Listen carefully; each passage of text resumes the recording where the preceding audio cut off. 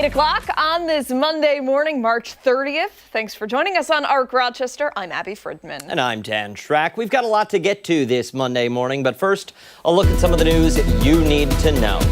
Stephanie Joseph is live in the newsroom with a look at some of our top headlines this Monday. Steph, good morning. Hey there, guys. Good morning. We do begin with some relief coming today for thousands of TSA agents who've gone nearly 6 weeks without a paycheck. The executive order to pay those TSA agents goes into effect today, despite the ongoing partial government shutdown. Since the shutdown began on February 14th, more than 500 TSA agents have quit. Thousands have called out. The staffing shortage is continuing to cause headaches at airports nationwide. A 36-year-old man is in the hospital after a stabbing last night on Maryland Street. Police had a report of people fighting in the road. They found the victim with a stab wound to his lower body. They applied a tourniquet and he was taken to the hospital for non-life-threatening injuries. No suspects are in custody. There will be a change at the top of Rochester Regional Health. Dr. Rob Mayo will step down today as the Chief Medical Officer of Rochester Regional Health. Dr. Mayo has spent 2 decades with RRH, serving as Chief Medical Officer since 2013. We'll hear from the health system this morning with updates on 13 WHAM News at midday and 13wham.com. Happening today, construction begins on a multi-million-dollar bridge repair project along 590 in Brighton. 590 will be reduced to 2 lanes in each direction, and the Monroe Avenue entrance ramp to 590 South and exit ramp 2B will also be closed. Drivers should expect delays. Work is expected to be complete in the fall of 2028. And that's what you need to know. 2028. Long time there, Steph. Thank you. We appreciate it. Let's get a look at what we have brewing now for the next 2 hours, starting with a big night honoring community, culture, and history in Rochester. This morning, we're looking ahead to the city's annual Black Heritage Gala.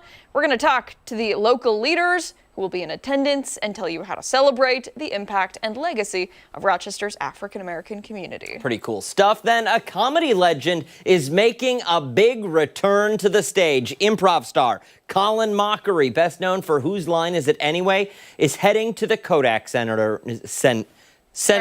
Yep. The Kodak Center next week with his unscripted show, Asking for Trouble. Colin is going to join us this morning to chat about that upcoming show and tell us what you can expect. And later on, we're taking a closer look at a superhero-style spring break adventure for families. The Strong National Museum of Play is transforming into a superhero headquarters with an all-new pop-up experience from the American Dairy Association. We'll be joined by a nutritionist to talk more about their exhibit and when families can take part in the fun. Sounds like it. Before all of that, though, let's get a first check of the forecast this Monday morning.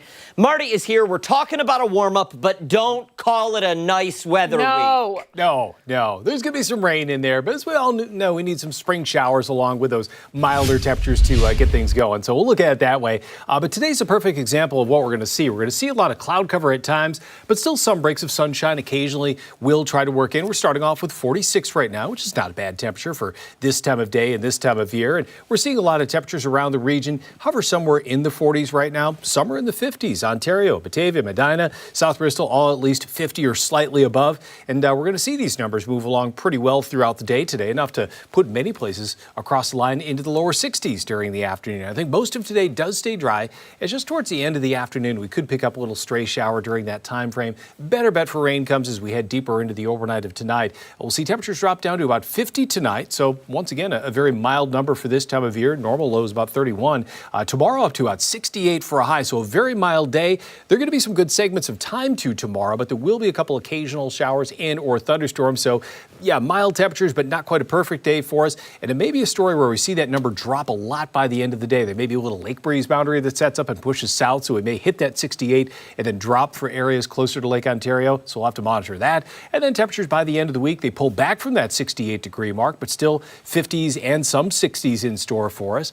Keep in mind the average high not too far from 50 this time of year. So many of those numbers at or above average for this time of year. So it may not be pristine out there, but still some mild temperatures in store. So at least some good news coming up as we head through the week. Yeah, we'll focus on the good stuff, right? Yeah, no complaints from us. Yeah, accentuate the positive. Yes. Thank you, sir. Okay. All right, let's go off the top. We'll start with some of the things that have piqued our interest this morning. I'll begin today. Okay, so do you remember the 2024 Willy Wonka experience disaster? Of course. Okay, so if you don't, if you don't, here's a quick recap. It was an event held in Glasgow, Scotland, promoted as an immersive experience perfect for the whole family. Well, this is really what it was. It was supposed to give visitors the chance to really feel like what it would be like to be at Willy Wonka's chocolate factory. But though, it ended up being a virtually empty warehouse with very few decorations, depressed Oompa Loompas, and some very angry customers too. There it is. It went viral online, but now another experience is going viral for a very similar reason. All the wrong reasons.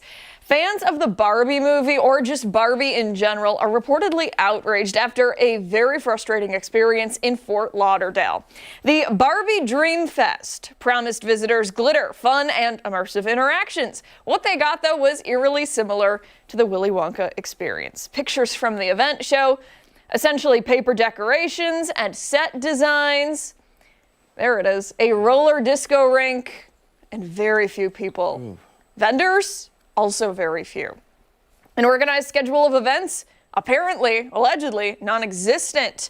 It costs $72 for a day pass, and get this, $425 for VIP tickets, which included a swag bag. But some folks said, even with the extended pass, they left after just a few hours because there really wasn't much to do. It's just space. It's just a lot of space. Some are saying that those swag bags only contained a plastic hairbrush and dollar store brand hand sanitizer. According to the New York Post, one visitor went to customer service and asked, "Is this all the event has to offer?" And the woman at the desk reportedly said, "Yeah, we've gotten that question a lot, but this is it." The company that organized the event told the Post, quote, "Mischief Management," which is the name of the management company, "is incredibly grateful to everyone who joined Barbie Dream Fest. We appreciate the passion and engagement from the Barbie community." It does go on to say, though, it will give a free refund to everyone who bought tickets. Let's get a look at some of the comments on social media. Some people upset, other people saying we probably should have expected this. This person saying, "It's already shouting scam when the original IP holder, Mattel, isn't even involved in it." Somebody else goes on to say, "How does this even happen? The organizers literally just need to rent a roller rink, get some Barbie cardboard cutouts and a bunch of pink decorations, a good playlist, and some mini activities, and they'd have been fine. Renting a Grayside warehouse was an awful idea." And then I think we've got two more. This person saying, "Now I have a feeling that they're just intentionally making these events trash so it could get viral." I don't know about that. But then this person said, "Why did they rent out an aircraft hangar when they have like 3 booths?" Yeah, I mean, that's fair. It's a good question. Disappointing for sure. No equivalent to the depressed Oompa Loompas. No. But still frustrating for that much money? Yeah. Listen, I wouldn't be waiting until this morning to be asking for a refund. I would have asked You would for a have gone refund. right up to customer service. As soon as I paid, I would have said, "Wait a second, this is what I'm paying for." I see an instant fix to all of this. Stop with the immersive Instantaneous experiences. fix. Well, I mean, yes, or lean into it. Where was Barbie and Ken and Skipper and Ken and Ken and Ken? None of them are there. Yeah. Where did this take place? Fort Lauderdale. Okay, reach out to the University of Fort Lauderdale. Talk to the frats and sororities. Pay these people to dress up as Barbies and Kens and have them fill the space. And then when you bring the kids in, it's like they're stepping into the movie. Yeah. Just use your head when you're planning these things. They had it right. It's an aircraft hangar. Yeah. Well, it was a And convention center. you've got Barbie's dream house set up. Yeah. Yeah. What's that for? They should put mice? us in charge. Honestly. Like- Listen, they should put us in charge of a lot of things. A lot of things. Yeah, it just makes me wonder, like, what was the budget? Who planned this? Do you know what I mean? No one, and there wasn't. $20 a week. Yeah, honestly. Arc Rochester. $20, yeah. Arc Rochester budget. We could do a Barbie-themed Arc Rochester episode, and it would be the execution would be far better. For sure. Here is also what kind of was like a red flag in my mind. It's been a really long time since the Barbie movie came out. Like, all this time later, Now you're just doing it? Now you're doing it? I don't know. At least with the Willy Wonka one, that was right when the new movie came out. Yep. I also wonder why Mattel was not involved. Yeah. I feel like that's a glaring oversight on somebody's behalf, because I don't think Mattel would have let what we saw have their name on it. Get some streamers, man. Honestly. Get some balloons. What? Yeah, she was. Serena Williams was there, reportedly.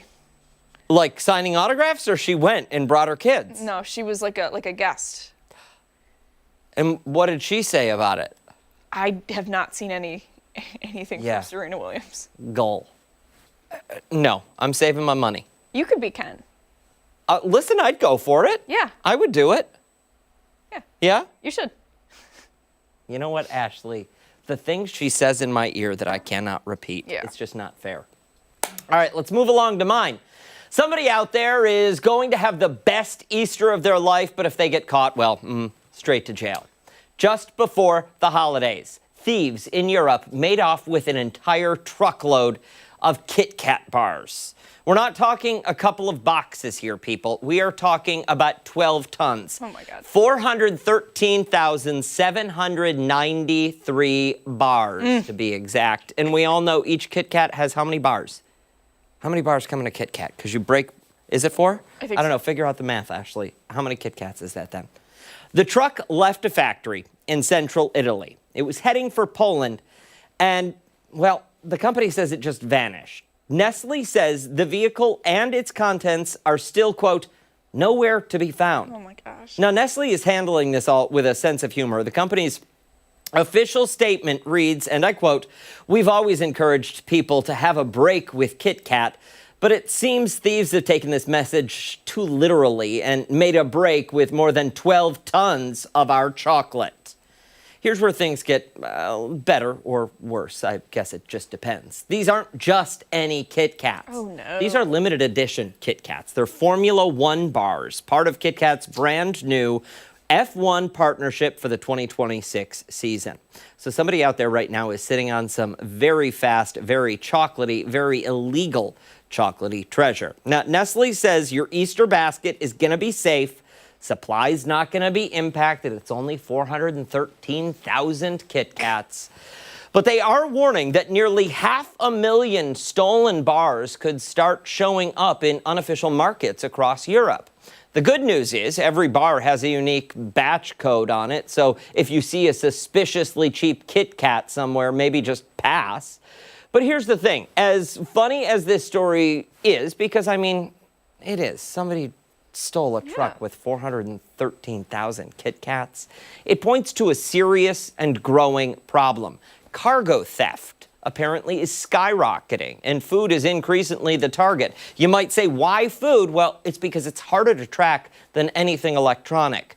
One industry expert put it like this: a lobster doesn't have a serial number. And criminals are also getting more and more sophisticated, using GPS and computer systems to reroute trucks to fake warehouses before anybody realizes something is off. Can you imagine that?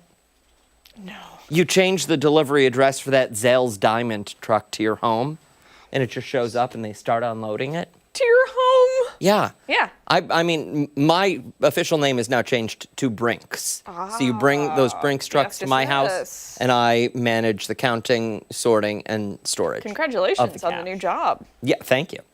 This problem, though, is not just happening overseas either. Thieves in New England recently walked off with $400,000 in seafood. And the notorious Sinaloa cartel has been linked to a cargo train robbery right here in the U.S., including a bust in Arizona this month, where 6 guys were arrested for stealing $300,000 worth of Nike sneakers, and they did it on a moving train. Wow. It's impressive. It is. If nothing else.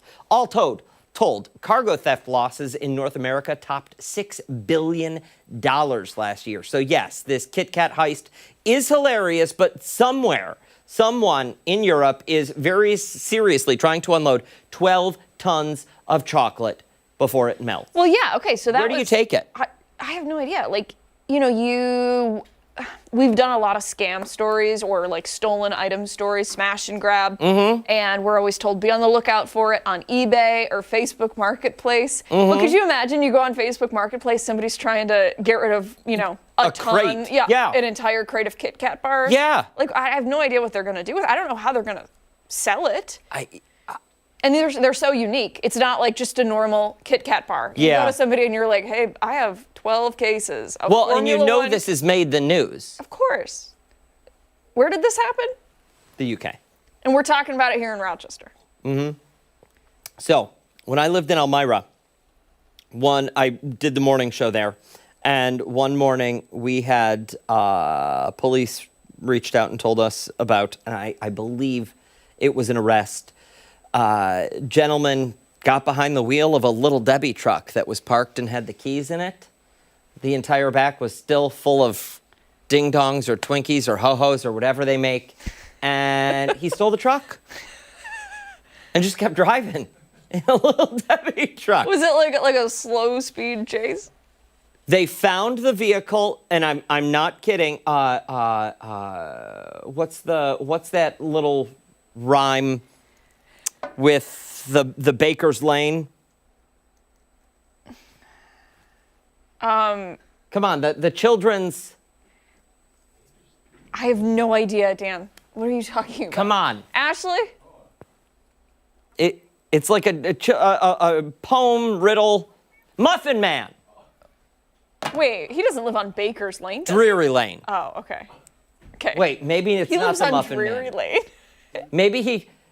Ashley, if you Google the story, WENY, Little Debbie, where did we find him? He was found like on Baker's Road or Drury Lane or Chef Street or something that like right aligned with. Can you find it? She's looking right now. Oh my. And if you want to watch it, Ashley, it's pretty funny. I made the editor take a picture of Little Debbie, and it started with Little Debbie smiling, and then Little Debbie just turned into a frown. What? Yeah, I did. How did you do that? Oh, it's great.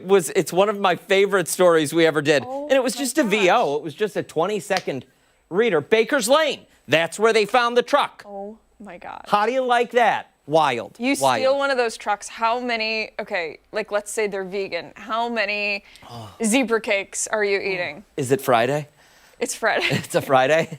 I am in a mount that they'll have to get EMS to remove me from the back of the truck. They would. Wow. They would. With a crane and lots of butter. Stick around. We've got a lot more to come right here on Arc Rochester. Yeah, including when we come back, we're checking in with Chris Lopez. He's live this morning looking to spruce up his life. Hey, and don't forget, you can take us on the go wherever you are. Arc Rochester is streaming live right now on the 13WAM YouTube channel and foxrochester.com. Stick around. We're back after this.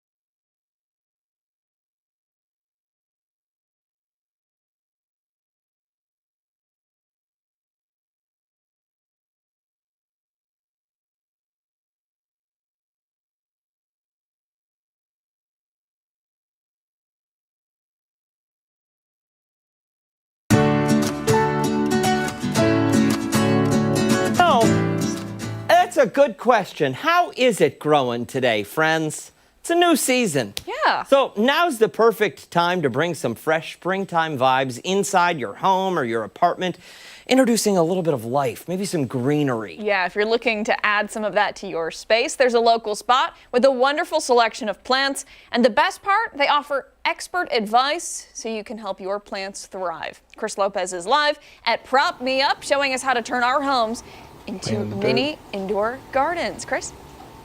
See, it instantly puts a smile on your face. Good morning, guys. We were last segment talking about the soil and what it has to do with different plants, the components in that different soil. In this segment, we're going to kind of piggyback off of that and talk about the environment that the plant should live in. When it comes to your house or your apartment, I'm here with Selena Caswell this morning. We're going to start off with the plants, though, that need a bit of moisture. And because I asked you, I said, this beautiful glass shelf that you have, you said, it's actually for a reason, though. Yeah. So when you have a very small space like this and we have multiple different types of plants, we have to figure out ways to mimic the environment for all sorts, to have jungle plants, to have desert plants, right? Yeah, you have cactus in here, too. Yeah, so like this cabinet specifically is for high humidity plants. So just because it's in the glass, once I water, they kind of are going to keep the humidity up in here. And I tend to put my more expensive, higher humidity ones in here because, you know, they cost a bit more money protecting my investment. And then, because you will see, I also have them sporadically throughout here too. So like these would be a high humidity plant. Ferns always are. And then we got right next to it, these are peperomias, which are very succulent-like. So not the same environment.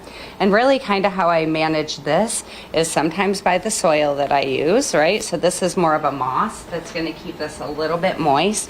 And I'm going to need to check on these more frequently. Whereas with the succulent ones, I know what they are, so I might bypass those every other watering. And you know, everything's kind of mixed in. So this little beauty here is a high humidity plant, so I'm going to want to make sure that he doesn't completely dry out in between waterings. Whereas right here next to this little guy, he's going to want to try out between waterings. So it really is this like trial and error, and that our trial and, you know, you figure it out as you go. It's been a big process for me in this small area. And you can see I typically keep all my cacti up here towards the front because they're going to get the full sun from my only windows in the shop. And so they like to dry out, right? They like the hot beating sun. They can tolerate being by the window a little bit more as long as they got a lot of light. And I want to talk about, so some things that people may not even think about is the wind coming in when you open your window because you want to let some of that cool air come in. You said you strategically put the cactus, or the cacti up front because of that breeze that often comes through. Cacti are pretty resilient. So they can kind of handle a lot. So especially during the winter months, I really got to strategically think about who I'm going to put up here by the front. I'm lucky I have 2 doors, but it still gets a pretty cold breeze, you know, with the door opening in and out. So you'll tend to see more of my succulent type plants usually up by the door, and usually more of my high humidity plants closer to the back of the store. And if someone can't have that fancy glass box that you have, can they just essentially create a different room? Or put those plants in a different room? All sorts of great ways that you can do to mimic this. One great way to do that at home is by grouping your plants together. Actually, if you group your plants together, it's going to increase the humidity, and that's a great way to do that at home. They also make, if you want to get a little fancy, you can get little bins that you can put them in. I don't know. People usually buy houseplants because they want to see them, but every once in a while, if you want to put it in a terrarium type glass enclosure, you could do that too. And then one thing I want to end with, talk to your plants, touch your plants, rather than check out the internet, the app, or when's it time to water, when's it time to put them near the sunlight. Right, just like trying to stay away from food products, I try to teach people, don't rely on take a picture of your plant, rely on an app that tells you that you need to water it once a week, or it needs this or it needs that. You got to look at your plant, you got to feel your plant, you got to smell your plant. Use your senses. Use your senses, because that's really what's going to dictate And just because an app says, oh, it's watering day, you're not going to want to water an already saturated plant. You're going to make so it rot. it's really important to use your eyes, use your hands, all your senses. Yeah, get a little dirty. Even though it's an indoor You're plant. not doing it right if you're not getting dirty. Yeah, get your hands in the soil. Feel it out. I'm going to send it back to you guys in studio. Coming up next, we'll talk about some of the specialty, unique services that Prop Me Up and Selena provides. Back to you guys in studio. For now, we'll have information about Prop Me Up on our website, Fox Rochester and 13 Wham. Chris, do me a favor. Ask Selena if she's serious about talking to the plants, because I do that. I genuinely do. It's just words of encouragement when you water. You're looking great. Keep up the great work. No, she's serious. Okay. She's serious. She let me know in between segments that I believe, a study, right? Yeah. On talking to your plants, feeling your plants, it helps them grow. It helps them thrive. Okay, as long as I'm not the only one. At least people don't think it's just me who's crazy. We still think you're crazy. Okay. Thanks, Chris. All right, don't go anywhere. When we come back, it is time for this morning's weather trivia. Meteorologist Marty Snyder is with us on the other side of the break.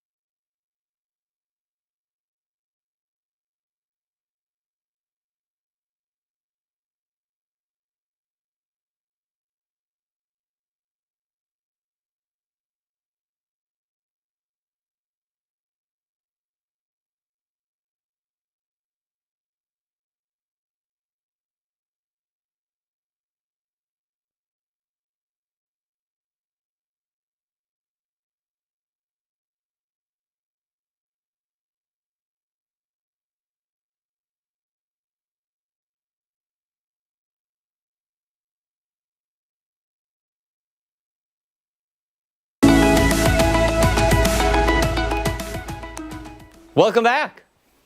Let's get a check of weather trivia. We were not prepared for No, that. not at all. That break went so quickly. Not Oh at all. my gosh. All right, Marty's here. Yeah, and we need to talk about some sunshine. How about that? Our trivia Thank relates you. to sunshine. Thank you. We may not see a lot today, but Any is better than none. right. And we'll see a couple breaks. But specifically, we want to talk about the sunrise. As we all know, this time of year, it gets earlier and earlier, steadily, and it moves at a pretty fast rate as far as getting earlier and earlier right around this time of year as you get into March. So that's one thing we have working for us. Now, here's a question. We want to know about the dates and how things play out. So this past weekend, our sunrise crossed from the 7 o'clock hour into the 6 o'clock hour. So now we're prior to 7 a.m. for our sunrise. We want to know, when is the next time the sun will rise at 7 a.m. or after in Rochester again? So as we get on the other end of the season, when is that going to happen? When do we see it start to march in the opposite direction and get to that point again? So we have September 4th, September 24th, October 4th, or October 14th. So when do we reach that 7 a.m. time again? We get around, I think it's about 5:30 or so, around the first day of summer, about that mid-June time frame. And then as it starts to march through the 5 o'clock, 6 o'clock, and eventually to that 7 o'clock hour again, what date do we finally hit that 7 a.m. mark as we go into the opposite end of the year? I think I know. Yeah, I think I know too, because Okay. I also think I can point to one and say absolutely not. Okay, So Yeah. good. And I tried to space those dates out a little bit so, it wasn't like, all in succession. Yeah. Didn't make it too hard there. No. Yeah. Appreciate that. So, yeah. yeah. So, yeah, have a little Because I Alright. feel like I always get like a little sad right around that time. I'm always like, But then, do you also have something that boosts your spirits like 15 days later, 16 days later? I can neither confirm nor deny. Pretty Okay. specific there. Okay. All right. I think Dan may have an idea of what the date is. I might have an idea. Yes, all right. We'll have that answer coming up in about an hour, so we'll answer that question for everyone. Between now and then, it's going to be a little bit of sunshine that we do see try to play out today. May not be a lot, but we'll see some of those breaks at times during the morning. Temperatures really not too bad for this time of day and this time of year. We'll see those numbers rise through the 50s, back to about the lower 60s as we head into the afternoon. And by the very end of the day today, could pick up a little isolated shower, just a couple of those possible. Still, I think today's probably going to be one of the drier days we see this week with really not a whole lot going on as far as precipitation goes. That's a case of what we're seeing right now. A couple showers moving east into New England, out of the Adirondacks, a couple well to our south down into Virginia, Maryland, West Virginia right now. So again, pretty good radius around us without a whole lot going on. And for us, again, it's been that cloud cover that's been a bit stubborn, but you can see a couple of those little variations that have been trying to work in. None have really had a whole lot of success for the short term. So I think it may be a day where we see a lot of cloud cover, but still have chances there to see a few breaks try to occasionally work in as we go through the day. Right now we're starting off with 46 degrees, already above the average high for this time of year we're below the average high by a little bit, but close to that number, I should say. Wind out of the southwest about 9 miles an hour, nothing too significant there.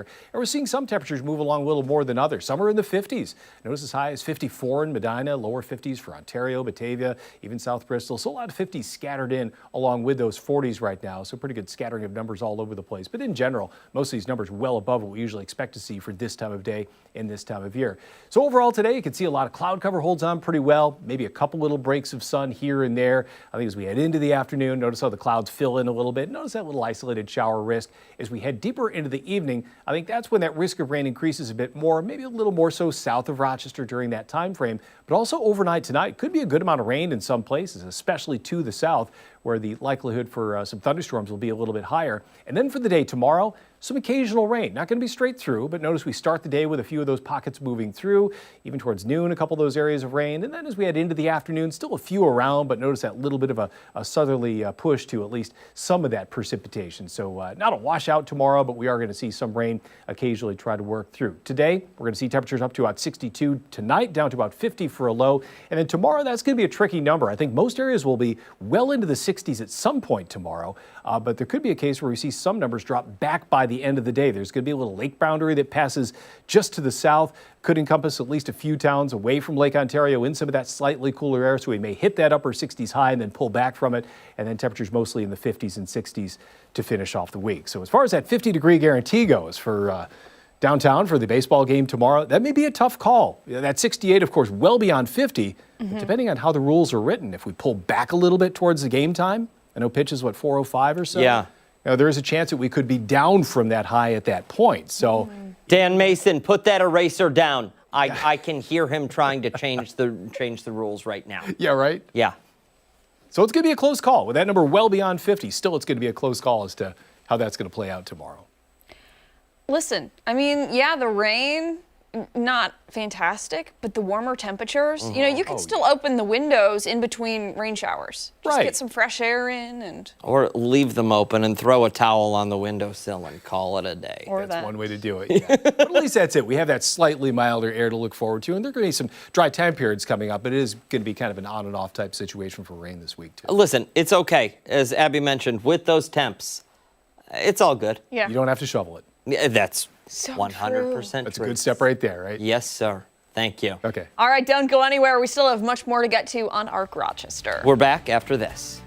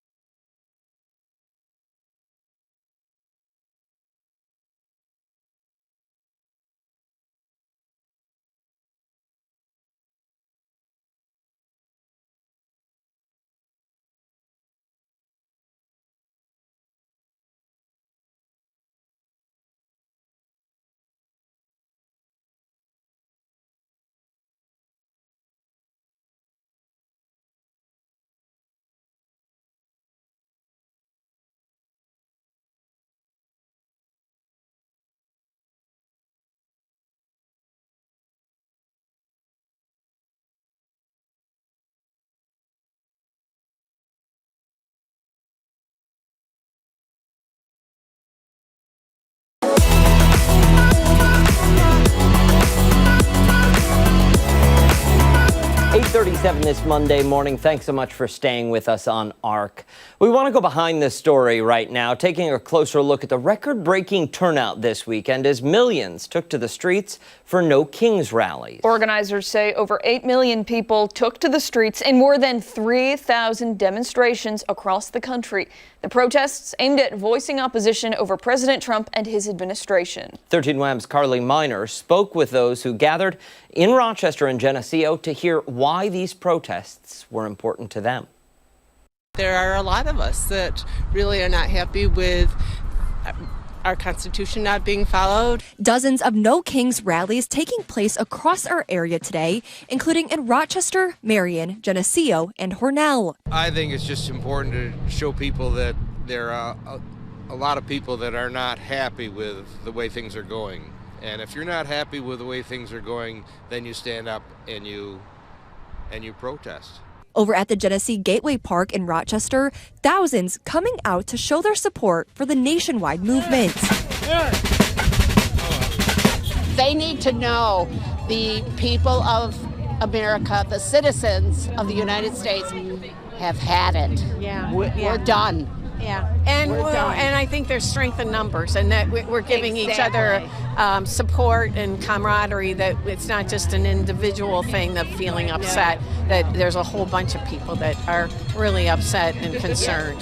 Because you really pissed off Grandma. Community members of all ages were in attendance. We don't support pedophiles. We don't support people who think it's okay to, just take our rights away and as well harm people who are helping our economy. We're told more than 25 local organizations participated in the Genesee Gateway Park rally. The crowd stretching across the park and down Mount Hope Avenue, holding hundreds of homemade signs demanding change in government. Number one, get out of the wars. We don't need to be in any or at least especially starting a war. And I think we need to just stop this autocracy. Carly Miner, 13 Wham News. Now, the Monroe County Republicans responding to those protests, sending a statement to 13 Wham saying, quote, "The irony isn't lost on us. If we truly lived under a king, the protest wouldn't be allowed. The very ability to speak out is a testament to the freedom we all share, and we fully support that right for everyone." This is the third No Kings protest since President Trump returned to office. So far, the president has been silent about those weekend demonstrations, but a White House spokesperson called them ineffective. Time right now is 8:40. Don't go anywhere. We still have much more to get to on ARC Rochester. When we come back, we're going to check in once again to Chris Lopez. He's checking out a Fairport business that's all about keeping things green. And don't forget, you can take us on the go wherever you are. ARC Rochester is streaming live right now on the 13 Wham YouTube channel and foxrochester.com. Stick around. We're back after this.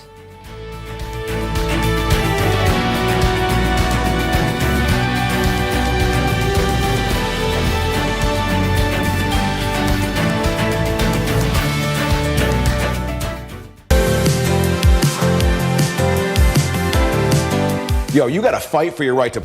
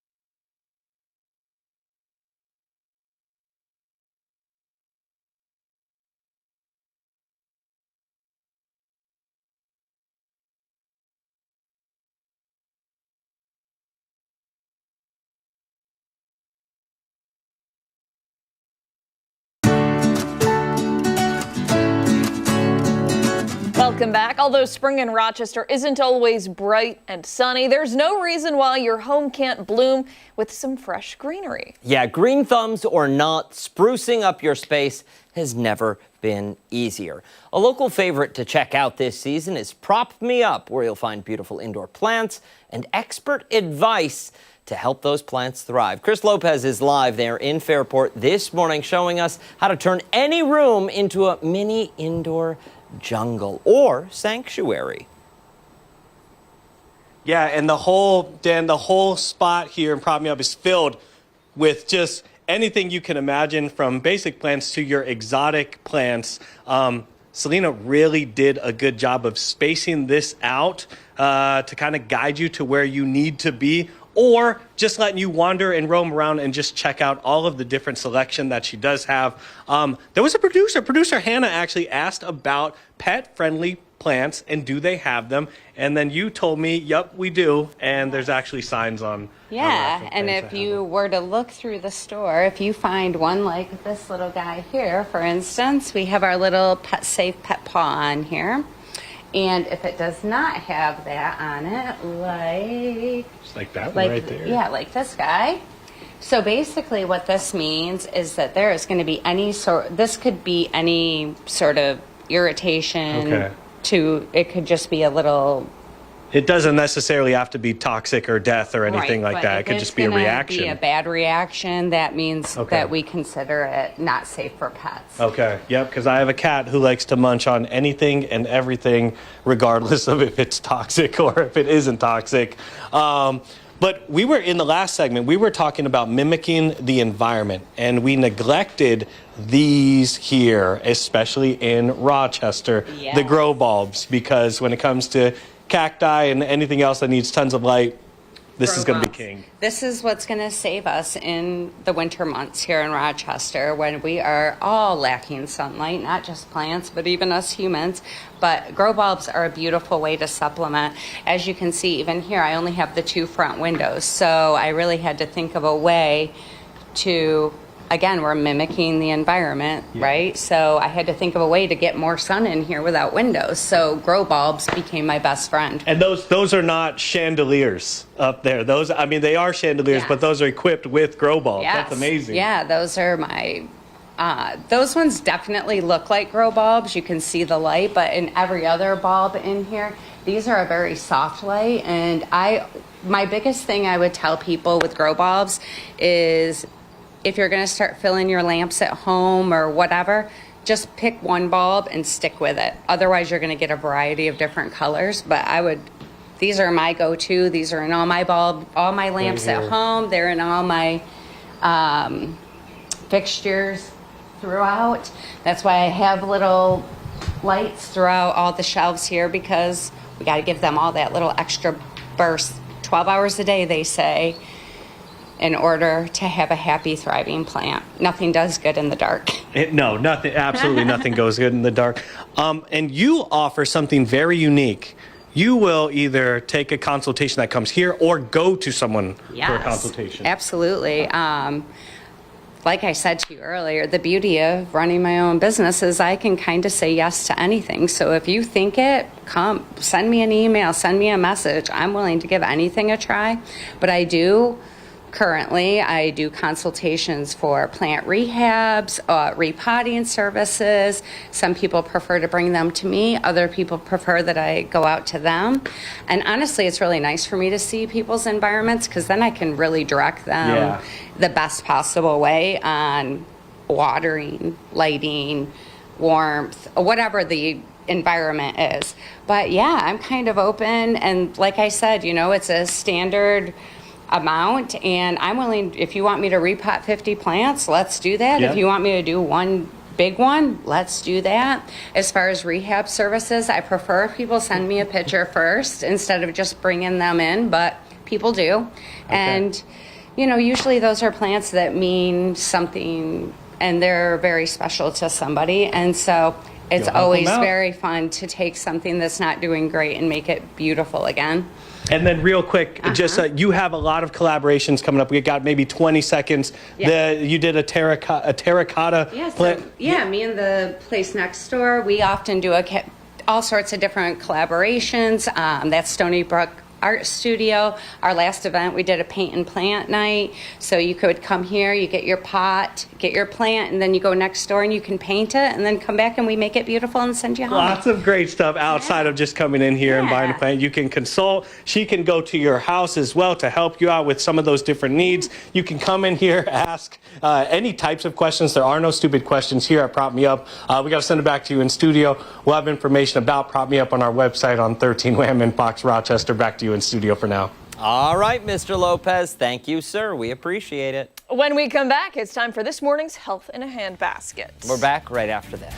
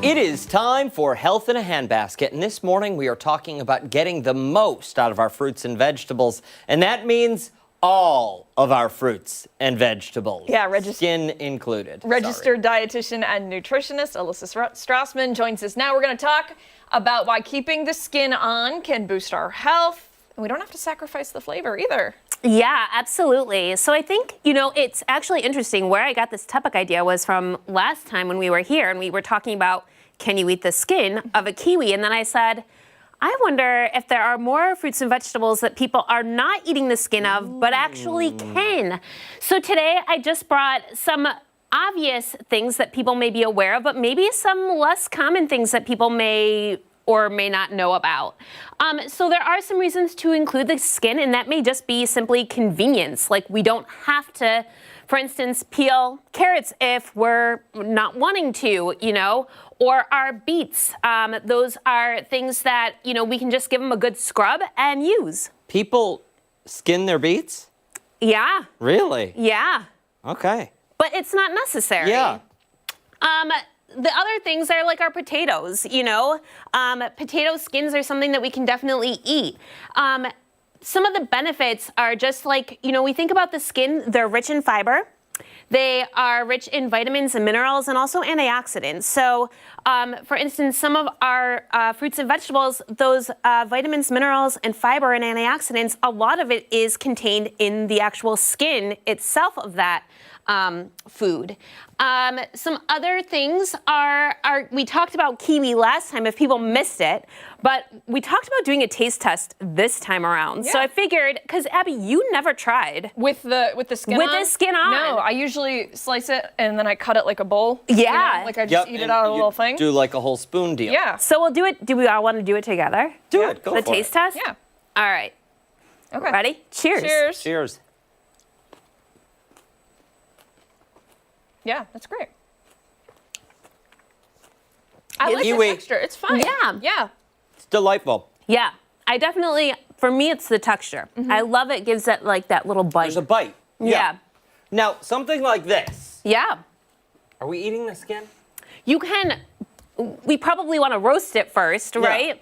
But just like a potato, like acorn squash, delicata squash, carnival squash, all of those are skins that we can eat on those squashes. Really? Yeah. I think I might pass, but I like the idea. You never know, you may like it. I'll try it once, Yeah. but I'll pass for now. Some unconventional things as we are thinking about food waste, especially as we're entering into Earth Month. Watermelon rinds. I'm not sure if you've heard of like pickled watermelon rinds or things like slaws being made from watermelon rinds or smoothie. Yeah. Really? Yeah. Okay. The Watermelon Board actually has a huge campaign saying like eat the whole watermelon. The whole watermelon is edible. The watermelon board. Yeah, I want to be and on that. listen, if there's a consortium telling me how to eat a watermelon, you got to follow those rules. Alyssa, hit them with the socials if you want to learn they more. can find me at Alyssa Strassman, RDNCDN on Facebook or alyssastrassman.com. Do you eat the banana peels? You can eat the banana peels. What? No. It may be a little bitter. Personal preference, right? Yeah. And everyone's personally saying no to that one. Thank you. Thanks, Alyssa. Alyssa. Much more to get to this morning on Arc Rochester. We're back right after this.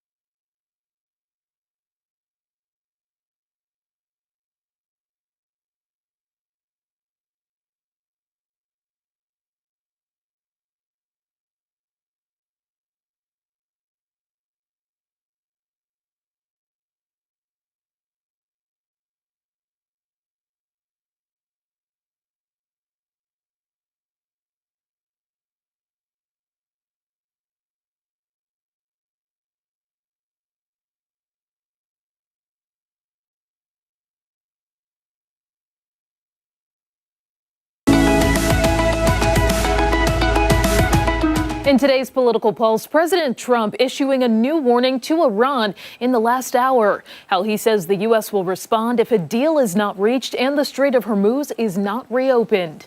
And the partial government shutdown has surpassed 43 days, while it's expected to go on longer. And the action from the Trump administration to help pay TSA workers, how soon they're seeing that relief. That's all coming up in our 9 o'clock hour. Arc Rochester returns after this.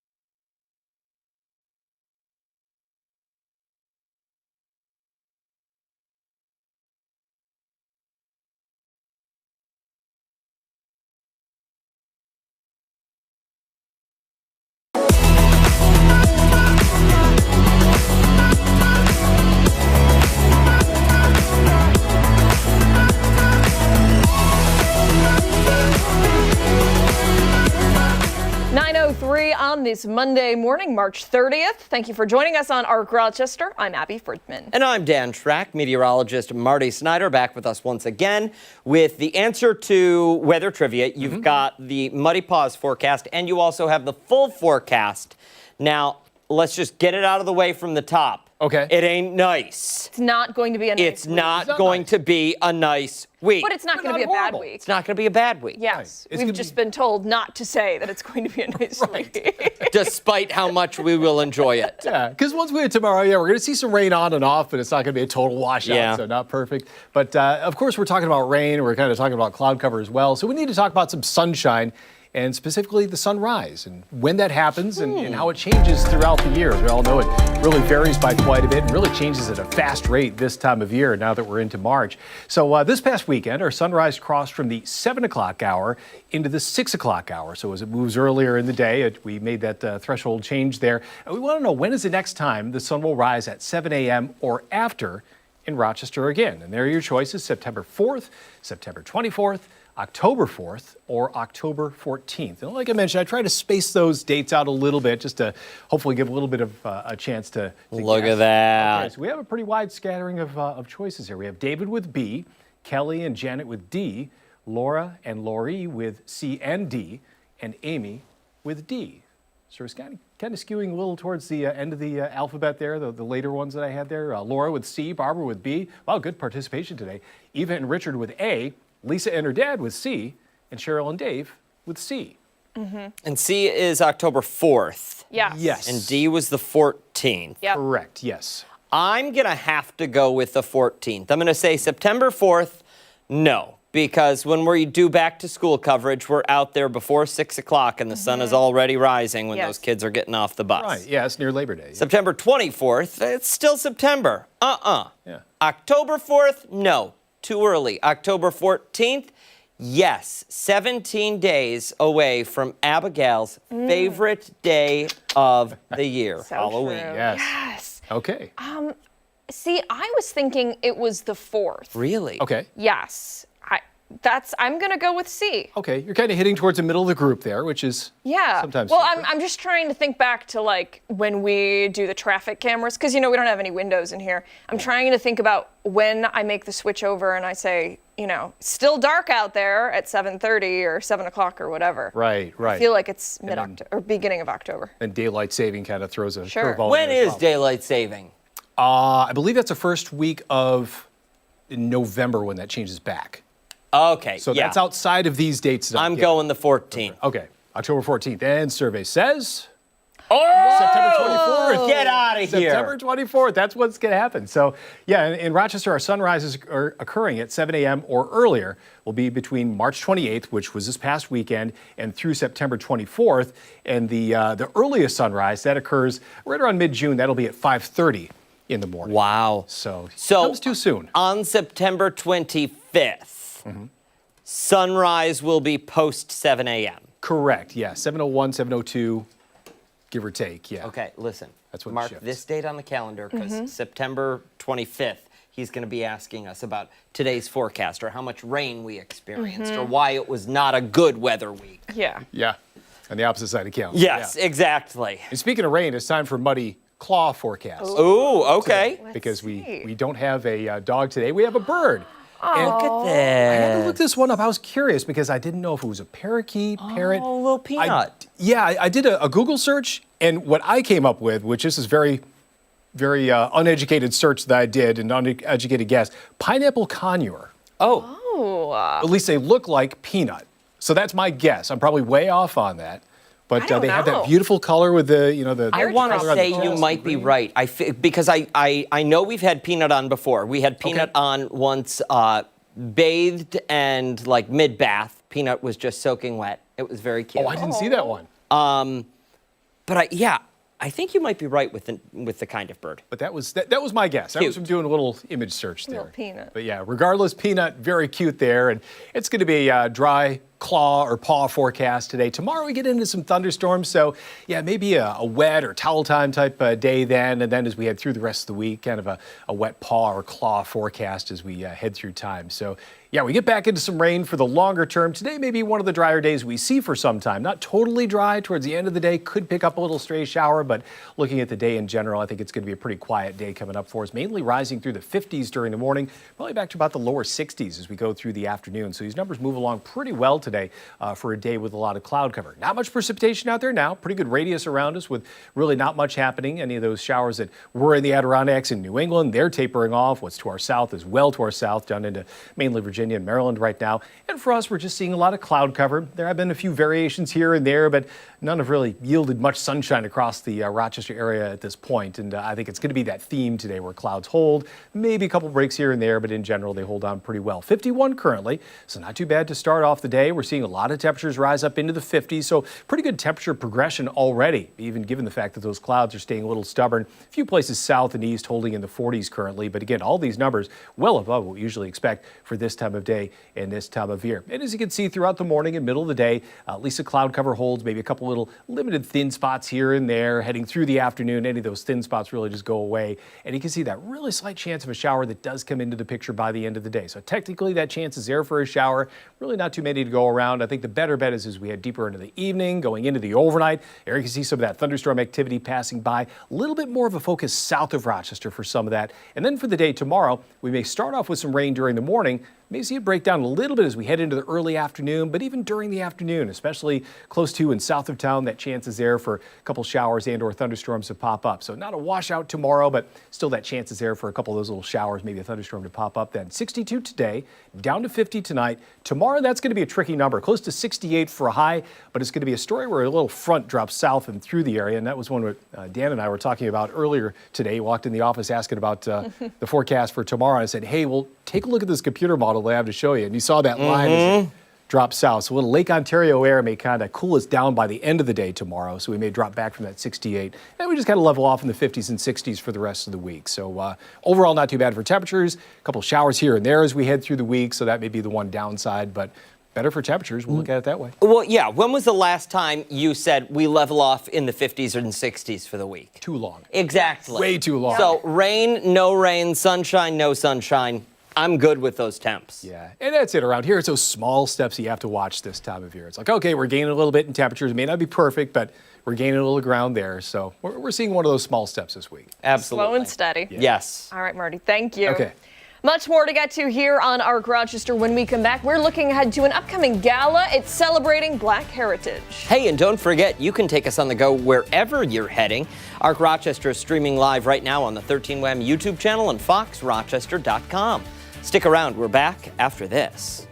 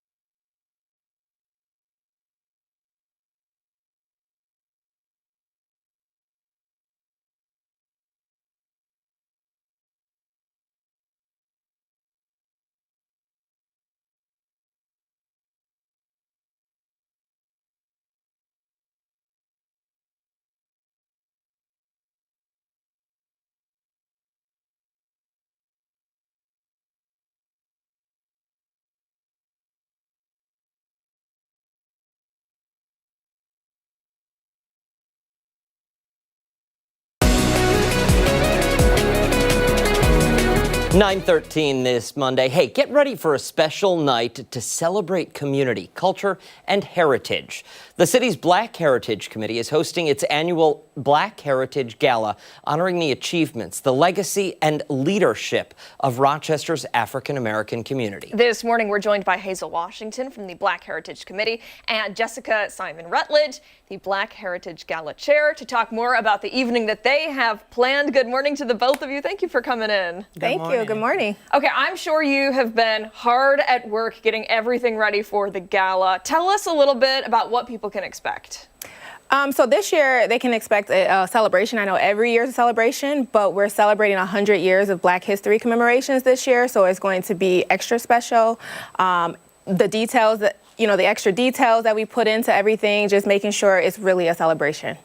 Talk to us about that process from the day after, when I imagine planning starts for next year, right up unto the day before. What does that look like, getting everything ready, making sure you have the right people in the right places? As the chair, I will say it's a lot of work, right? And we are always taking notes. So as soon as we have the first event, we're always thinking about what we can do better in the next event.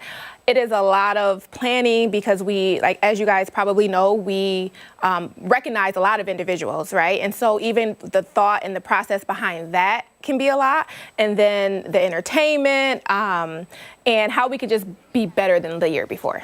Now, Hazel, I want to know more about the committee's role in putting on this gala. Well, we derive our theme from the Association for the Study of African American Life and History. So this year we are celebrating 100 years of commemoration, and we develop a sub-theme from that, and then we decide what honorees fit into those categories. So set this up for somebody at home watching this morning. They're thinking to themselves, this sounds like a cool event that I would like to attend. What are they getting themselves into? What can they expect when they walk through the doors? So they can expect a party, especially this year, right? Just the details we went into. I don't want to give it away. It's a lot of surprises, but a lot of things that are unique to the Black culture, right? And what's important to us, and over just a celebration of education and just our community as a whole. There is going to be a great event this year. Now, it's a gala, so we're dressed into the nines here? Yes, dressed into the nines, right? We might even have a Best Dressed award. Whoa, all right.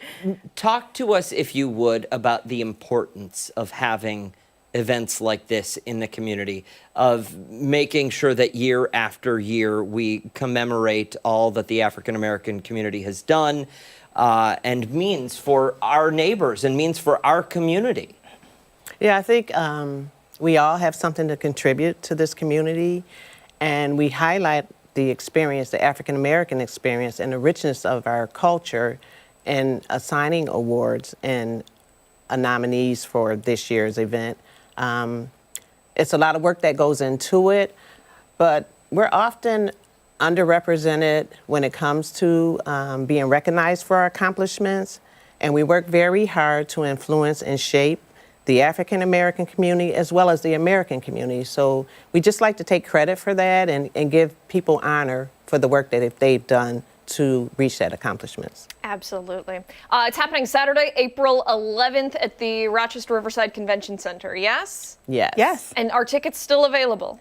Tickets are still available. They are available in City Hall in room 100A as well as Eventbrite, and they are $115, and they're on sale until April 6th. Can you get them at the door? No. No, not at the door. So you gotta get them now. We'll make sure to post all of that information on our website, foxrochester.com, after the show this morning. Thank you both so much for coming. Thank you. Time right now is 9:17. When we come back, Steph will break down some of our top political headlines. She's back with Political Pulse. That's coming your way next.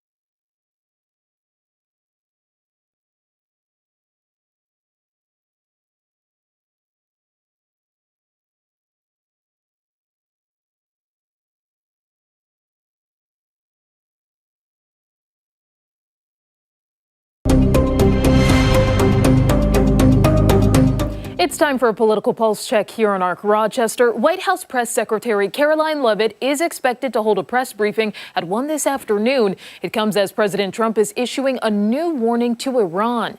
In a post on Truth Social, President Trump said great progress had been made in ceasefire talks. However, he went on to say, quote, if for any reason a deal is not shortly reached, which it probably will be, and if the Hormuz Strait is not immediately open for business, we will conclude our lovely stay in Iran by blowing up and completely obliterating all of their electric generating plants, oil wells, and Carg Island. There are reports that the Pentagon is preparing for ground operations. The U.S. continues to build up forces in the Middle East. At least 3,500 troops arrived in the region, and a second Marine unit could deploy in May. It's getting mixed reaction from Congress. Iran has threatened to, quote, rain fire on American soldiers on the ground. We're not at that point yet. Obviously, you're seeing troop movement, and we've got a number of bases in that region, too, that have been there for a long time. So until that day comes, I'm not going to speculate. This is not an end to this war. This is something that will only prolong it and increase the risk at a time that we've seen already so many service members put at harm's way and this administration not giving them everything that they need. Meantime, Pakistan says it's ready to host talks between the U.S. and Iran. It's unknown when those talks could start, but the country's foreign minister said it could be soon. Pakistan will be honored to host and facilitate meaningful talks between the two sides in coming days for a comprehensive and lasting settlement of the ongoing conflict. Well, over the weekend, long security lines continued at airports across the country as some lawmakers boarded flights. Congress is off on a 2-week recess, prolonging the partial government shutdown. The Department of Homeland Security has been without funding for 6 weeks. The Senate passed a spending plan that would fund most of the department, excluding ICE and parts of Border Patrol. House lawmakers rejected that proposal and put their own forward.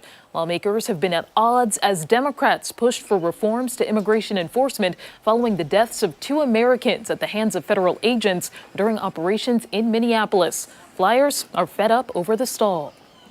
I just think it's ridiculous that they're on Easter break and that the TSA agents were not being paid. It's completely unacceptable that they can't come to a resolution. Collectively, they work for us, and I feel like they should be held accountable. What I would suggest is that congressional staffers and aides don't get paid until the federal government is fully funded, because we keep going through this dog and pony show shutdowns. Well, TSA workers are now starting to see back payments processed. That's according to the American Federation of Government Employees. This follows an executive order from President Trump ordering the TSA to get paid immediately. Those long lines appear to be letting up at airports like Atlanta's Hartsfield-Jackson Airport and BWI in Baltimore. More than 500 TSA agents have quit during this shutdown. People still need gas. People still need to buy lunch. People's families still have needs. We don't want to be caught up in partisan fights. We just want a solution that is long-term, that will guarantee us that something like this will not happen in the future. There's still people that haven't still recuperated from the impact of the previous shutdowns. And the financial situation for the workers in some of these airports is really bad. Well, Russian oil has made its way to Cuba after widespread blackouts left millions in the dark on the island. Russia's transport ministry says a tanker arrived at a Cuban port carrying 730,000 barrels of oil. Experts estimate the fuel could power Cuba's daily demand for 9 or 10 days. Earlier this year, President Trump established an oil blockade on Cuba. He's now walking that back to allow Cuba to meet heating and cooling needs. Be sure to stay with ARC Rochester for your top political headlines. We are back after this.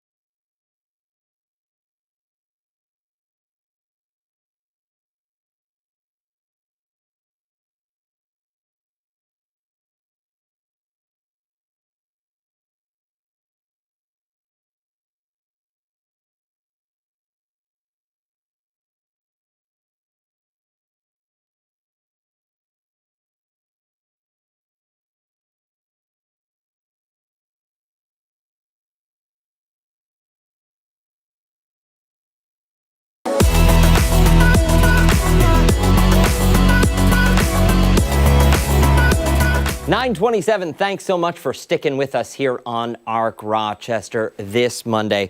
We've got a lot packed in to this coming half hour of the show. Yeah. We are talking all about improv and talking about someone who's come to town who is an expert at making people laugh. Yeah, specifically Colin Mochrie, known for his time on the show Whose Line Is It Anyway? He's returning to the stage with a brand new show. Yes. Now, before we speak with him, because we're going to be Zooming with him this morning. Yes. We're pretty excited about it. Ashley, let's play a game of Whose Line Is It Anyway? Oh, wait, he's there. Oh, he's here. Yes. Thank God. He is hitting the road with Brad Sherwood for a fast-paced, unscripted show called Asking for Trouble. And this morning, we're getting a special preview with the man himself, ladies and gentlemen, comedian Colin Mochrie. Colin, thank you so much for waking up and joining us. We appreciate it. Any day I can wake up is a wonderful day. Isn't it, though? Yeah. Isn't it, though? Let me ask, Colin, I would imagine this is not your first time in Rochester, or is it? No, actually, the very first performance we did on our tour was at the University of Rochester. And that was 24 years ago. Holy moly. Well, it's changed a little bit since then, but it still has all the good stuff, we promise. You must be pretty excited, and we're excited too, because the name of the show, Asking for Trouble, it just kind of implies that there's going to be a lot of fun stuff happening. Yeah, the only work Brad and I do on this show is to make it as difficult as possible for us so that we're constantly in discomfort, because we find that's when we have the most fun. So, we've just added a new game where we do a musical tribute to the town we're playing in. And since only one of us can actually sing, that makes it dangerous. So it's fun. What does audience participation in a show like this look like? Is there? Because I know a lot of people know you and recognize your face from years and years of Whose Line Is It Anyway? Because it's just a remarkable show and you're all so talented on it. But is there audience participation in this theater venue? Absolutely. I mean, we say it's sort of a live version of Whose Line, but without the dead weight. So everything starts with a suggestion from the audience. We have audience members on stage with us for, I'd say, 50% of the show. So it really is totally interactive. Okay, I want to go back to something you were talking about, a song dedicated to wherever you're playing. What does that look like? Not a song, an entire musical. A musical. I'm so sorry. Forgive me. That's all right. We talk to the audience. We ask them about the history of the town, things they like about it, things they love, things they don't, and then we, based on that information, we do a musical. It's interesting. I would say probably 90% of the places we go, one of the top 5 things they tell us about is a serial killer. So. Fun to rhyme. I mean, we've had one of those. We've had one of those. So, I mean, we can tick that off the list. Have you ever gotten suggestions that are so out of the box that you're actually, because you're prepared for just about anything, and there's not a lot you haven't heard. Is there something you have heard, though, that really threw you for a loop? There are things that are thrown at you that may take you off guard for a second. But the beauty is, this is the world we've created. So we just go ahead and do something. We may be totally off base with what the facts and the figures, but because this is our world, then it's true. I mean, we asked for a location once and we got lactation expert. And weirdly, Brad and I, not our strong suit. But it ended up being a great scene because we were just fumbling around trying to figure out what to do. And it makes it fun for us and for the audience. I bet it does. I'm just looking at the video here, trying to figure out what is going on. Yeah, I'm not sure what you're doing behind him, and no need to explain. Save it for the live audience. What is that relationship that you and he have? It's sort of almost a sibling relationship where I'm the mature, level-headed one, and he's just the annoying younger brother. He is one of those people that if he walks past a sign that says, "Do not touch this," he will touch it. The good thing is his attention to detail on our tour is wonderful. I mean, he thinks of things I never think of, and he takes care of it. I'm just there to make sure he doesn't have a stroke. That's a good friend right there. That's why we keep Abby here too, just to make sure. Keep him in line. Absolutely. You know, when you are getting ready to go on these tours and getting ready to plan a show, do you have a list of people in mind that you'd want to bring with you? Do you have like a whole Rolodex full, like, oh, I definitely want to bring Brad, or I'd want to invite this person with me? No, I don't enjoy many people. I feel that, I do. Yeah, I mean, Brad and I, this is our 24th year. You know, every once in a while, I'll do something with the other guys from Whose Line, like Ryan or Greg. But, you know, this tour is sort of a separate entity. I'm doing a show in Orlando Easter Monday and what I love about that, it's a fundraiser for the Orlando Fringe. And I'll be working with people that I've never met before. And that's what I find exciting, because that sort of gets me back to the beginning of my roots where, okay, I can't take anything for granted here. I have to actually listen and work with these people.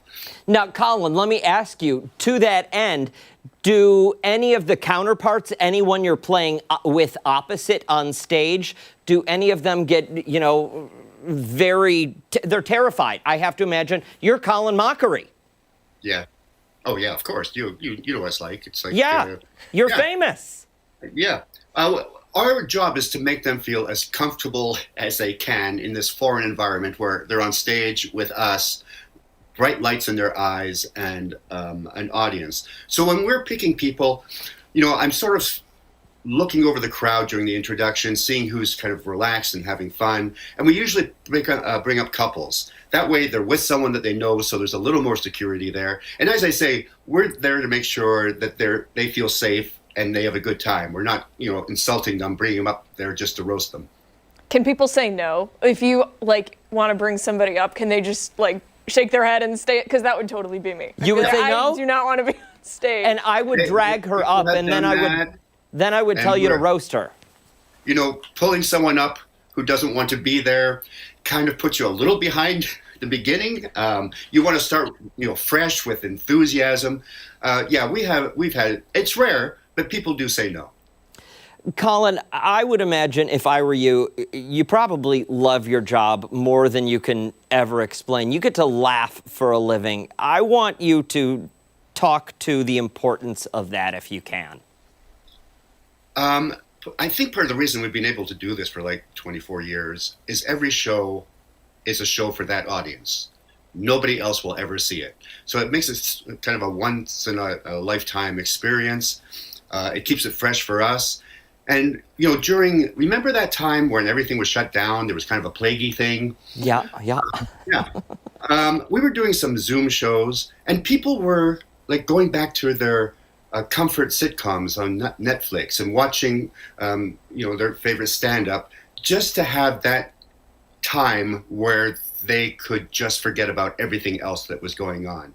And that made me realize, in a way, we are kind of an essential service. We do kind of help the mental health for short periods of time of the public. You know, we're there to make sure that we don't do anything political in our show. Everything is just goofy, and the audience really responds to that. Colin Mochrie, Saturday, April 11th at the Kodak Center. Looking forward to having you in town. Thanks so much for joining us via Zoom. We appreciate it. Oh, thanks for having me. Absolutely. And listen, if you show up on the 10th and you're in town on the 10th, I expect you in this studio, my friend, bright and early. Well, I can do early. Okay. Just don't be bright. Yeah. It's all right. Thank you, Colin Mochrie. We appreciate it. Much more to get to this morning on Arc Rochester. When we come back, we're learning more about Strong Museum's super fun exhibit. It's perfect for the kids this spring break. Hey, and don't forget, you can take us on the go wherever you are. Arc Rochester is streaming live right now on the 13 Wham YouTube channel and foxrochester.com. Stick around. We're back after this.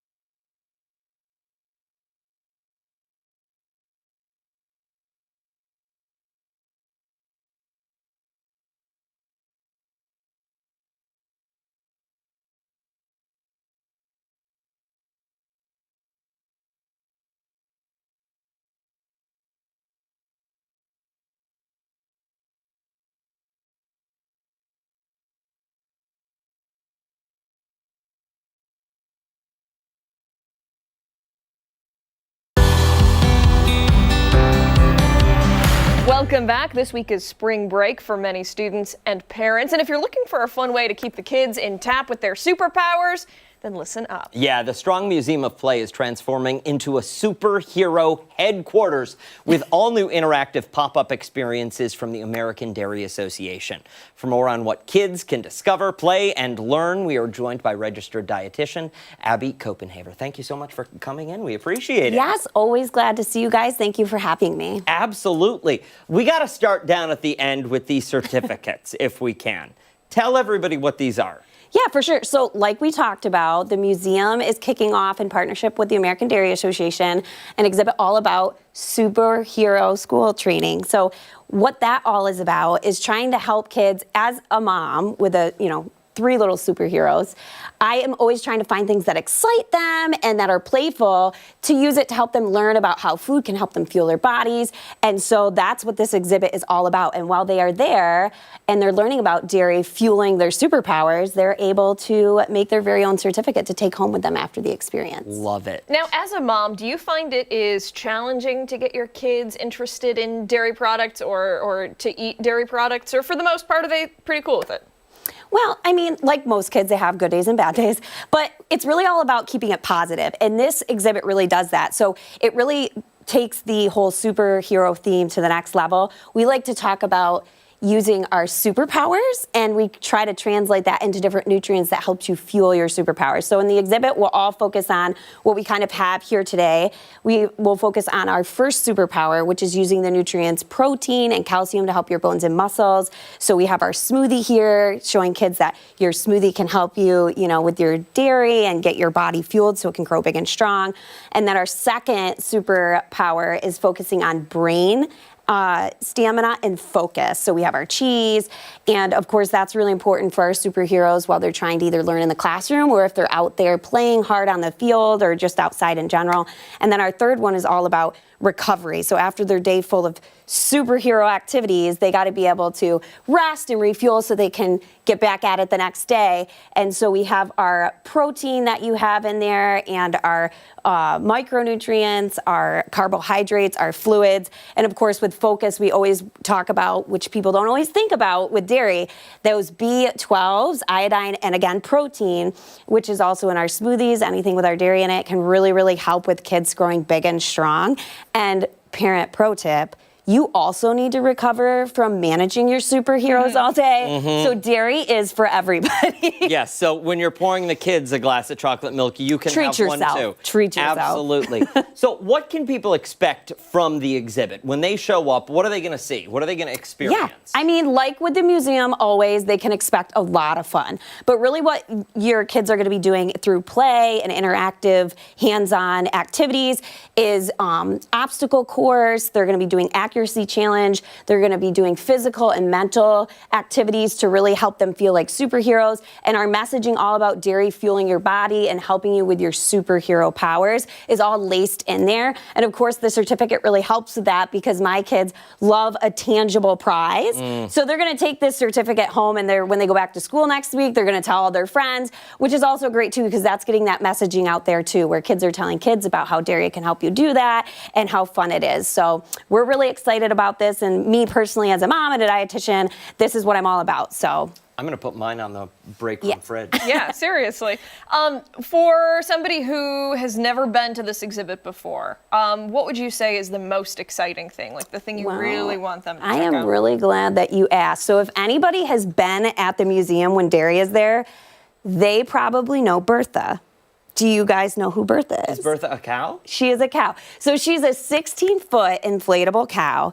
And spoiler alert, she maybe or may not be wearing a superhero cape. Oh boy. So you guys will have to go to see if I'm right or not. And there's also the museum, of course, we're partnering with them. So throughout the museum, they're really elevating this theme by doing things. We have superhero cape designs. This is one of our superhero cape examples. And then also they're going to be doing meet and greets and all that. So there's definitely tons to do at the museum. You're not going to want to miss out. And this is going on through April 5th. So it's got plenty of time over spring break for everybody to check it out. I love this. Look at this. Okay, quickly, before we go to break, because we're out of time, we all have to do a superhero pose. Okay. We do? Yeah, Yes. everybody's got to I do a think- superhero He's pose. right. I'm going to hold up my smoothie. While Okay, I like it. Abigail, what are you doing? Oh, I was going to You can hold up the chocolate. Yeah, okay, do it. I love it. You do it. Okay. When Arc Rochester returns, we're taking a look at some of the stories that have people talking this morning. It's a bird. It's a plane. It's Bertha. The cow. We'll be right back.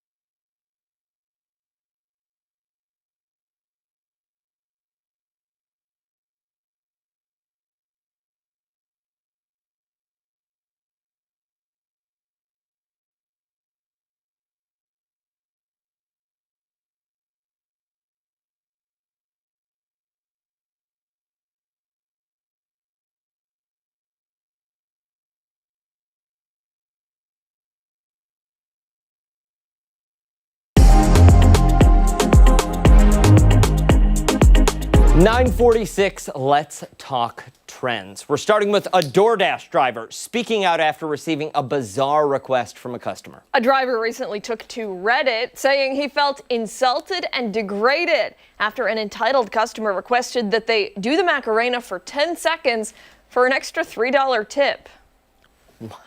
That's a weird ask.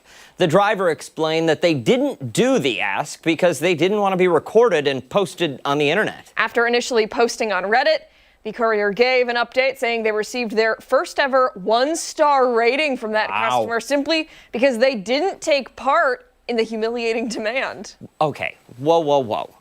Doing the Macarena is not humiliating. Okay? This is true, yeah. We got to put that out there. Many people in the comments were upset for the driver. Some even suggested DoorDash have a way for drivers to dispute those negative ratings. Other commenters said it's just kids having fun, let it be. Either way, this has become a popular trend on social media, asking delivery drivers to complete weird tasks as they deliver food orders. Some tasks include screaming at the top of their lungs when they arrive, pounding on the front door, and dancing or singing specific songs. Again, while I say the Macarena is not a disgraceful dance, and I'm not going to be offended if you ask me to do it, am I going to dance for you when you tell me? No. I'm your delivery driver, and I'm here to deliver your food, and if you don't know how to respectfully treat me as a human being delivering your food, I'll put it back in the car and take it back. That's fine. Yeah. I'll cut my losses and give you a couple of birds on the way. I would. Yeah. You don't do that to people. Yeah. They're not, dance, monkey, dance. That's not what we're doing here. Yeah. Sorry, friends. Get a hobby. Touch some grass. I always feel for the DoorDash and delivery drivers. I appreciate them a lot. I always tip as best I can. Well, you know what I mean? We call them out in weather that we don't want to go in. We ask them to bring us food when we're too lazy to get off the couch. I mean, at least this is me. Yeah.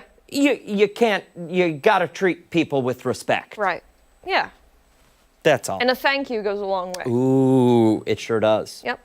All right, moving on. If you are a WWE fan and you have some serious cash to blow, listen up. Where's Chris Lopez when you need him?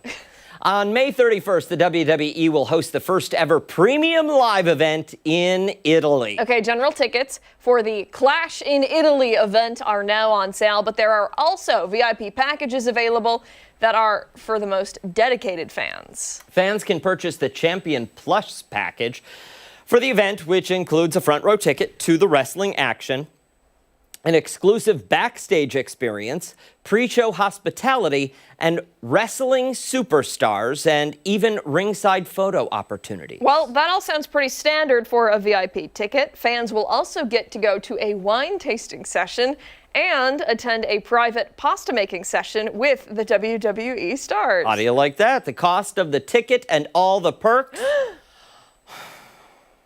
You really have to really love wrestling. WWE, because this costs $11,500. At the time, it's unclear which WWE stars will take the stage at the Clash in Italy event, but fans online are talking about this once-in-a-lifetime opportunity. Yeah, some are calling it conceptually hilarious and that they maxed their credit cards as soon as they heard about this. No. These are tough times. Yeah.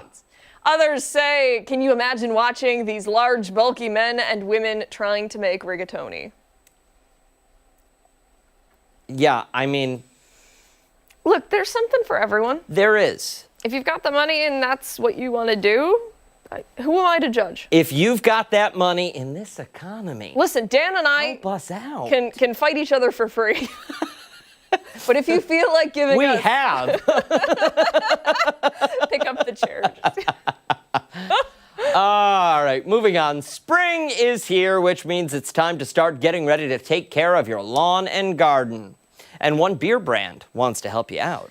Natty Light announced their Natural Light Lawn Brew. Ooh. It's a custom mix of spent beer grains and fresh fertilizer to help fans' lawns grow greener, thicker, and stronger than ever. The new product was created as a way to celebrate the official kickoff of lawn care season. According to the company, the fertilizer gives new life to the leftover grains from brewing, packing the product full of nutrients and fiber. Oh, okay. I was also confused, It's but it's not a making beer. sense. Yes. Okay, got it. There is even some research that supports their claims of healthier grass growth. According to a 2022 study, research found that brewers' spent grain, that is, can significantly boost soil health, increasing the availability of nitrogen and phosphorus and the soil's organic content. Natty Light fans can purchase a 64-ounce bag of the Lawn Brew for $14.99 with free shipping. The brand is known to celebrate consumers' love of lawn care. In the past, maybe you remember this, they released products that looked like the tread mower, the garage flagware, and the mower lingerie. Mower remember that? lingerie? No. I don't think I remember the show it. tread mower. Yeah. Oh, she does have it. Oh, that's right. This is mower lingerie? Because it's like lacy and you drape it over the lawnmower. It's like, oh, what's under this? So stupid. And what is this? These are the... Oh, these were the pajamas. Yeah, the fleece. Yes. Huh. I mean... Oh, yeah. It's kind of cool. But you won't have that background in your garage, so you're never going to look that cool. What is it actually? What is it? The garage flage? Garage flage, yeah. Camouflage. Camouflage. Oh. The lawn warrior. Okay. The gearhead. The tinkerer. Oh, man. Not okay. on board with any of it. Yeah, I'm not here for it. I'll take some of the fertilizer, though. That's why all of McLean's plants grow so well, because he just pours beer all over them. It's true. It's true. It's true. His wife just empties a case. We should. Director Chris said we need to order some for the Rochester. Ashley. I'm on it. Yes. Let's get some Natty Light fertilizer in the 13-wham garden. We can't repeat what she just said. Don't go anywhere when Arc Rochester returns. It's our final thought. We'll be right back.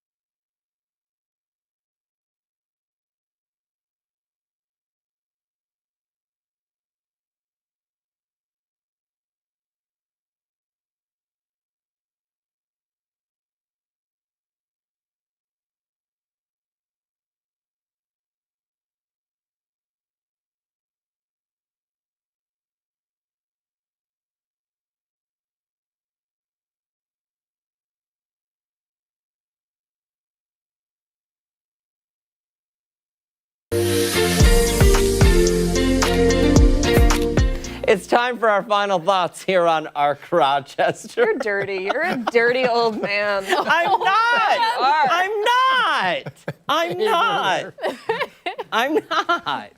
It's not bad. It's just funny. Oh no. That's how you pick somebody up at the airport. We talked dairy. We talked vegetables and fruits and skins. Mm-hmm. We talked about the gala. Yep. We talked To Colin Mochrie. Yeah. I forgot. That's pretty cool. I know. That one was literally 45 seconds ago. It's been a busy morning. It has been a busy morning, and we've got another packed show for you tomorrow. Don't forget to wake up with us again tomorrow morning, starting at 4:57. At that point in time, we're on the 13 Wham ABC. Join Steph and Selena, right? Yeah. 13 Wham News at midday. See you then. Bye.